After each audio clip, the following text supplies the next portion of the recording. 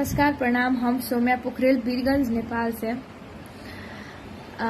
आज अपने लोगों के बीच में एक बात कहे के चाहता नहीं।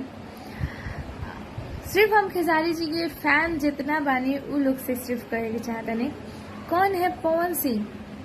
हम बोले थे तो बहुत ज्यादा विवाद हो रहा है यहाँ पर कि सौम्या का ये है वो है। हम जिसको जानते नहीं है, जबरदस्ती है क्या भाई हम जान लो, उसको पहचान लो? हम नहीं जानना चाहते, वो इंसान को जानते नहीं है तो जबरदस्ती है पहचान लो, जान लो।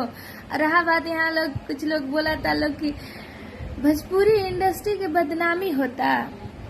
तहानी के 2 साल पहले से मसूरी लाल कहता रहा, लेकिन अपने भोजपुरी इंडस्ट्री के सुपरस्टार से ट्रेंडिंग स्टार के तो भोजपुरी के इज्जत तो मेरा नहीं खे जात।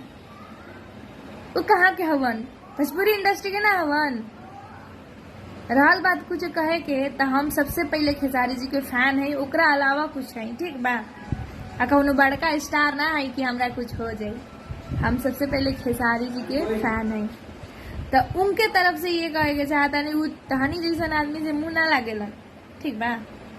उनका तरफ से बहुत सीधा आदमी बनू, केहू के उतना फुर्सत नहीं थे केहू के वो जवाब दियन। तो वैसे हम देखे नहीं उनकर हर वीडियो, हर हाउ कौन नेटा पोटाहा कौन बा लोग लोग के कहे लोग मसूरी लाल यादव कौन है, पवन सिंह नहीं जानते। जरूरी है जानना। भोजपुरी इंडस्ट्री में हम खेसारी जी को जानते हैं, मनोज तिवारी जी को जानते हैं, हीरो जी को जानते हैं। ये लोग है स्टार। कौन है पावर स्टार? हम नहीं जानते। सुबह सुबह हमको फोन आयल रहे, भोरे कि रात के हमरा फोन आयल रहे एगो नंबर से, तू एंगे कहबो नु पवन सिंह के बारे में तो तहरा भोजपुरी में काम ना मिली, लागत तक की लिखवा ले बड़न।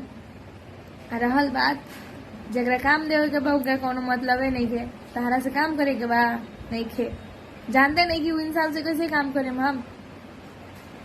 और हमरा धमकावे के तो हम कोनो होने के डराए वाला लड़की ना है, ठीक बा। कुछ ऐसा बाटे तो आई बतियाई, गाड़ी दिला से का होई? अब का कही, संस्कार होंगे मिलल है, लेकिन हमनी के कुछ का केतना हो जाए हमनी के गाड़ी दे देम सन ना। हमनी के बाप मतारी होंगे नहीं किसी कहले के होके गाड़ी देवे के। हम सिर्फ ये कहे कि हम कह देनी है कि कौन है पवन सिंह, तब हल्का मच गल बा। का है कैसे तो समय पुगल के सब लोग जानत रहे, तो अब तंगा प्रचलित आदमी मतलब ना होला नाम